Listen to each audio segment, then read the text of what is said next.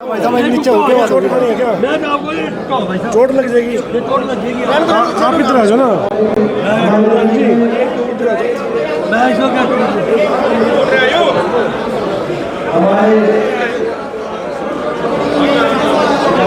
जाओ भाई साहब।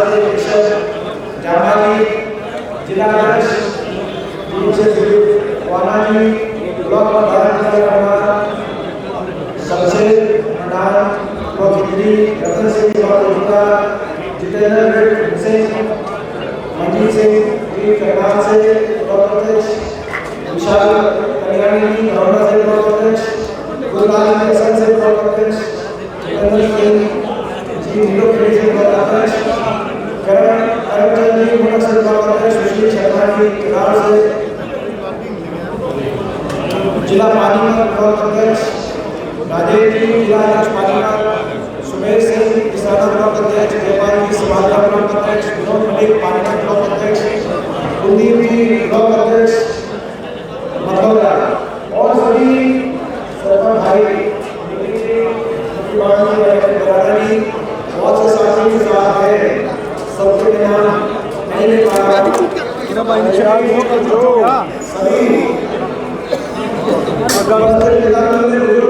साथी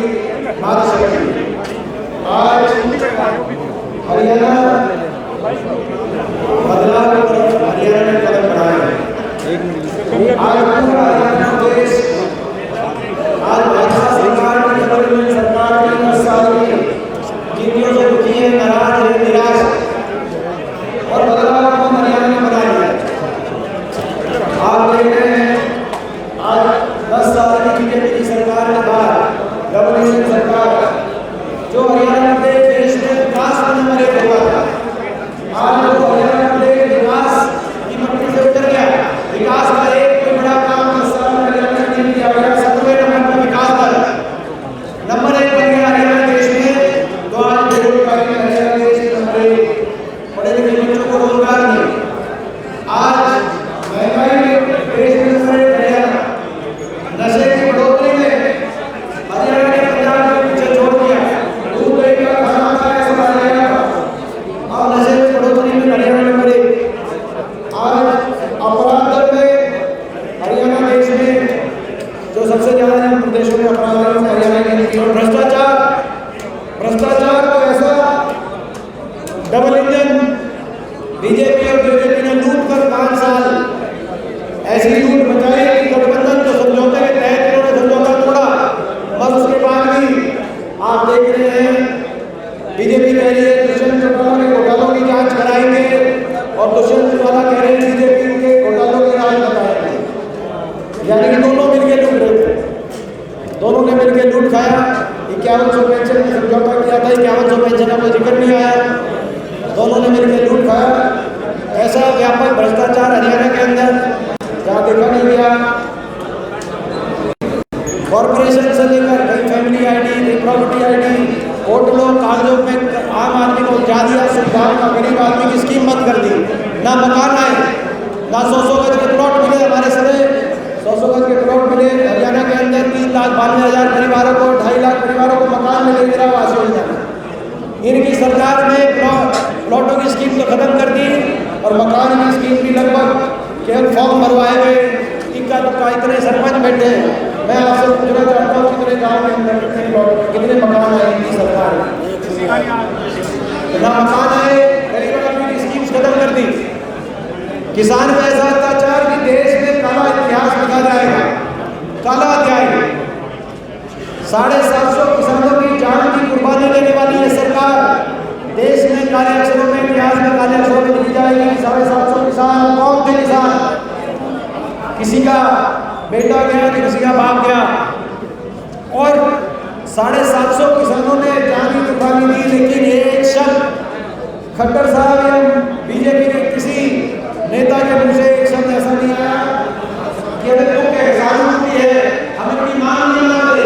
अगर छोटे छोटे धरने पे अगर किसी किसान की या किसी की बड़ बड़ा धरना हो, छोटा बड़ा धरना हो, उस पर अगर किसी की तबीयत खराब हो जाए तो जिला प्रशासन शासन हिल जाया करते हैं। यहाँ पर और लोग अपमानित करने का काम करने वाली सरकार, कर्मचारी और एजेंसी मामले में कर्मचारियों को लाठीचार्ज करने वाली सरकार, आंगनबाड़ी आशा केंद्रों पर लाठीचार्ज और मानवीय बौछार के निशाने पर देने वाली ये सरकार, और जब सरपंच के अपने अधिकार मांगने के लिए तो सरपंचों पे लाठीचार्ज और सरपंचों को अपमानित करने वाली ये सरकार। अरे इतना अपमानित करना तो चुनाव कराया, आप चुनाव नहीं कराते।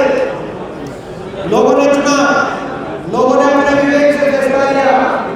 एक गांव में पंचायत का इलेक्शन हो तो लोग अपने हिसाब से सबसे ईमानदार और सबसे कर्मठ आदमी को मौका देते हैं। आपने लोगों का ये अपमान करने का काम किया, आपने उनके अधिकार भी छीन लिए, उनका अपमान भी किया, अपमान लाठियों से भी किया और अपनी वाणी से भी किया।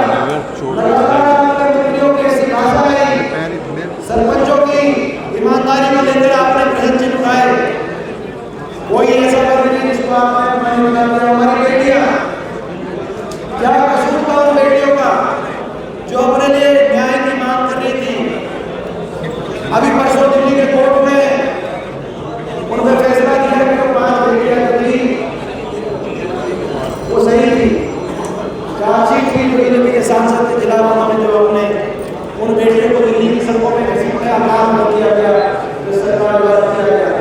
आज कोई ऐसा वर्ग नहीं जिसको अपमानित इस सरकार ने ना किया हो।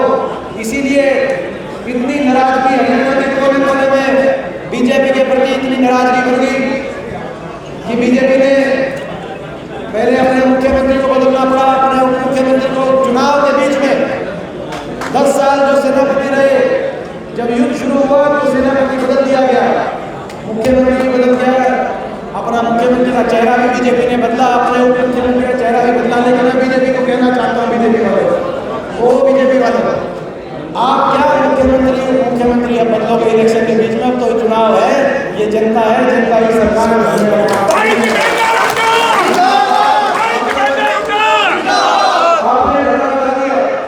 हरियाणा का 10 साल में हरियाणा को विकास, खुशहाली, अमन चैन, सुख शांति के पटरी से उतार दिया। और आज जब 10 साल में इतनी आपकी नाराजगी बढ़ गई तो आप चेहरे बदलते हैं, मगर चेहरे बदलने से काम नहीं चल रहा। आप देख रहे हैं हर रोज कांग्रेस का परिवार बढ़ रहा है, हर रोज भाजपा से कांग्रेस की तरफ हर रोज ज्वाइनिंग हो रही है।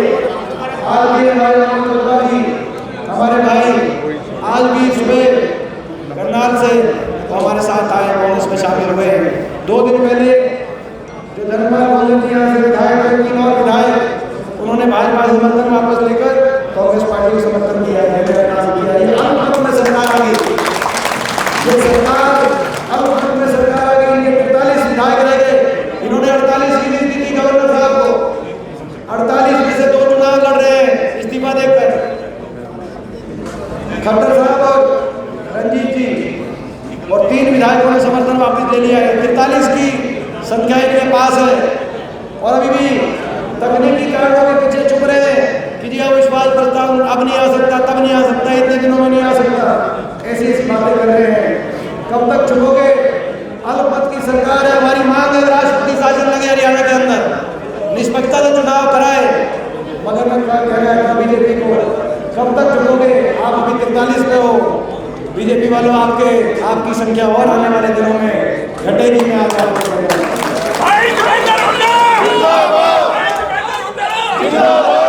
जनता ने आपके खिलाफ अविश्वास प्रस्ताव, आप कह रहे हो विधानसभा में नहीं ला सकते विश्वास प्रस्ताव, जबकि आप अल्पमत में हो, बहुमत आपके खिलाफ है विधानसभा में। आप कह रहे हो विधानसभा में नहीं ला सकते। अगर विधानसभा में नहीं ला सकते तो हम जनता के बीच में अविश्वास प्रस्ताव लाएंगे, जनता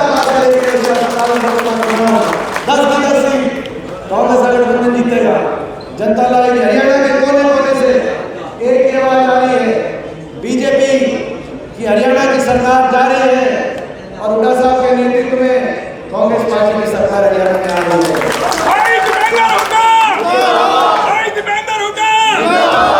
मगर आज आपका जो आशीर्वाद मिला सारे सरपंच साथियों को, मैं आपका बहुत बहुत धन्यवाद करता हूँ। सरपंच साथियों का जो अपमान हुआ, मैं समझता हूँ वो अपमान हरियाणा की जनता के साथ हुआ।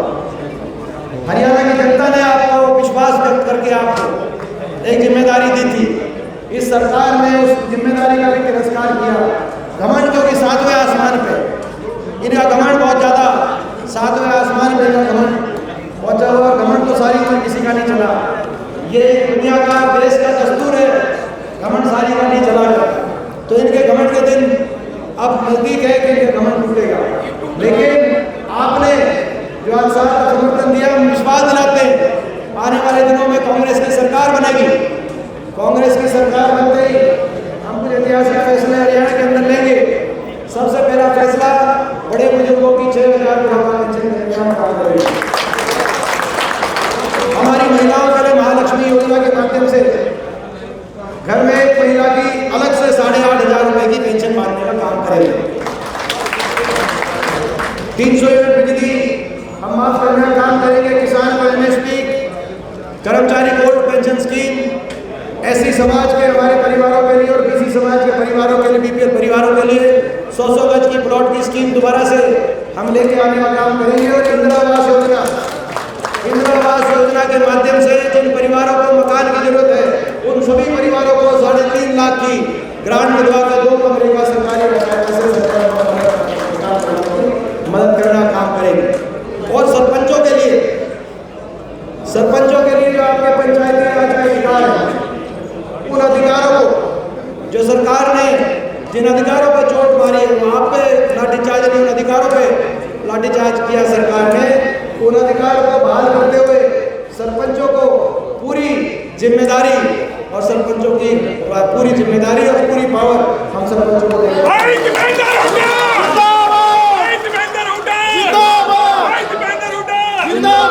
हरियाणा के इस बदलाव में आज सरपंच साथियों की और पंचायती राज के सभी नुमाइंदों की बहुत बड़ी भूमिका होने जा रही है। आपके साथ जो अत्याचार किया वो हमको याद है, आपको भी याद है। उसका ब्याज समेत सरकार बनते ही जो सरपंचों के साथ सरकार ने अत्याचार किया, उसकी पूर्ति ब्याज समेत और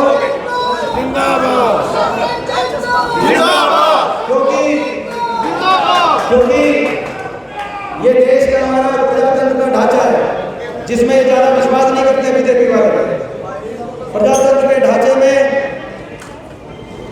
हर प्रजातंत्र के अंग की अपनी अपनी भूमिका है। अगर किसी देश विदेश को आगे लेके जाना है तो पंचायत में ज्यादा पावर हो, ये मैं समझता हूँ इस तरफ देश को लेके जाना चाहिए। बहुत से ऐसे प्रदेश हैं जिनमें बहुत से पावर है पंचायतों में, आज उस तरफ हमें जाना है। कई तो ऐसे हैं जो भाजपा के शासित प्रदेश है, भाजपा के शासित प्रदेश के, वहां भी सरपंचों के पास नहीं ज्यादा अधिकार है।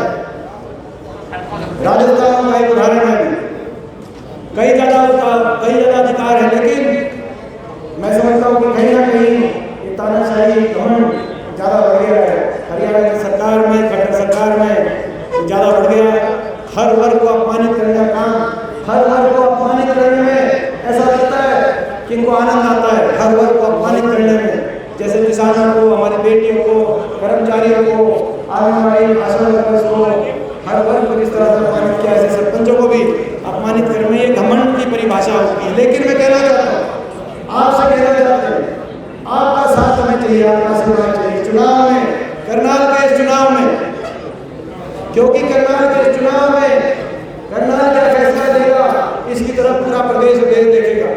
हमें विश्वास है, यहाँ से आपका पूरा आशीर्वाद, हमारे नौजवान साथी दिव्यांशु पुजीराजा को आपको पूरा आशीर्वाद आपका मिलेगा, मुझे पूरा विश्वास है। एक नौजवान को मैं धन्यवाद करता हूँ कांग्रेस के शीर्ष नेतृत्व का।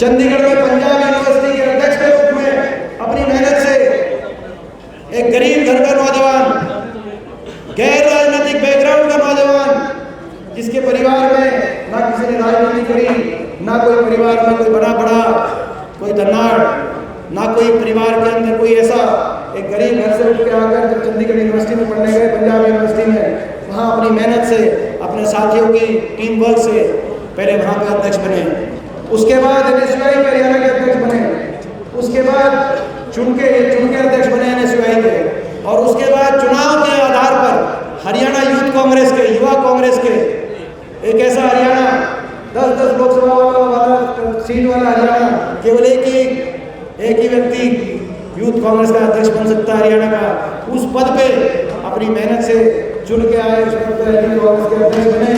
अपनी मेहनत, इनके पास अपनी मेहनत की छोटी सी उम्र में अपना जज्बा है, इनके पास छोटी सी उम्र में अपना जज्बा है और मेहनत और कुछ नहीं है, ना बैकग्राउंड है, ना पैसा है, ना धनबल है, ना सरकार है।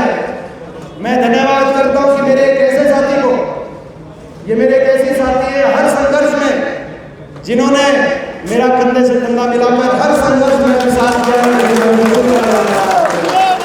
मेरे एक ऐसे साथी को यहाँ से मौका मिला है। मैं आपसे कहना चाहता हूँ, दूसरी ओर करनाल विधानसभा से हमारे दूसरे साथी, हमारे भाई त्रिलोचन जी, कांग्रेस के कैसे कार्यकर्ता, लगातार आपने देखा होगा, कुछ भी पिछले 5 वर्ष से कोई भी कांग्रेस का कार्यक्रम आया, सड़क से लेकर हर गली, हर मोहल्ले तक लड़ाई लड़ने की आवश्यकता आई तो त्रिलोचन जी सबसे आगे दिखाई देंगे। तो ऐसे साथियों को यहाँ से आशीर्वाद दिया है। मैं आपसे यही कहना चाहता हूँ, आपके साथ की जरूरत है, क्योंकि इनके पास ना तो पैसा है, ना सरकार है। बीजेपी के पास बहुत कुछ है, बीजेपी के पास 2-2 सरकारें हैं, दिल्ली में भी इनकी तानाशाह सरकार है, चंडीगढ़ में भी इन्हीं की सरकार है, अल्पमत में जो आ चुकी है, मीडिया भी इनकी जेब में है कि नहीं है? मीडिया भी इनकी जेब में है, अधिकतर मीडिया, सारा नहीं लेकिन अधिकतर मीडिया आज इन्हीं के हिसाब किताब का मीडिया है। गलत तो नहीं कह रहा? सत्ता बल भी इनके पास है, मीडिया बल भी इनके पास है, और धनबल तो ऐसा, देश में इतना चंदा इन्होंने इकट्ठा कर लिया जो कुछ रिकॉर्ड पे है, कुछ रिकॉर्ड में नहीं है, ज्यादातर रिकॉर्ड पे नहीं है, लेकिन जो रिकॉर्ड निकलवाया तो पता चला बीजेपी का तो एक मंत्र था, जो देगा बीजेपी को चंदा, बीजेपी उसको देगी धंधा। जो देगा बीजेपी को चंदा, बीजेपी उसको देगी धंधा, बाकियों को मारेगी ईडी का डंडा।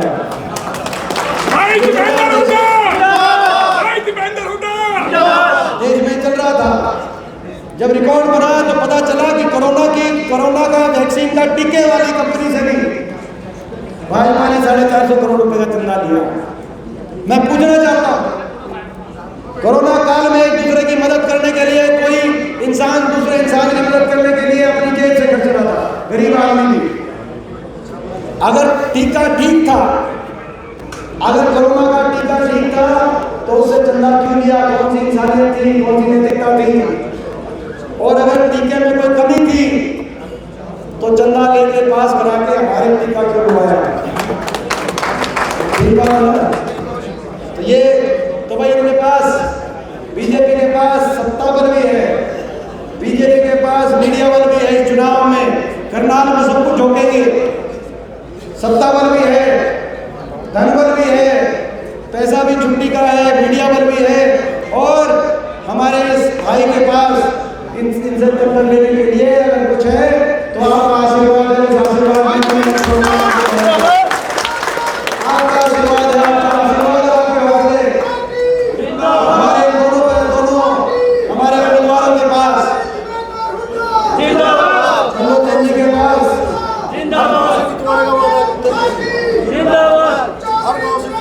इनके पास इनके पास सच्चाई है, इनके पास उनका जज्बा है, करनाल के लोगों की सेवा करने की क्षमता है।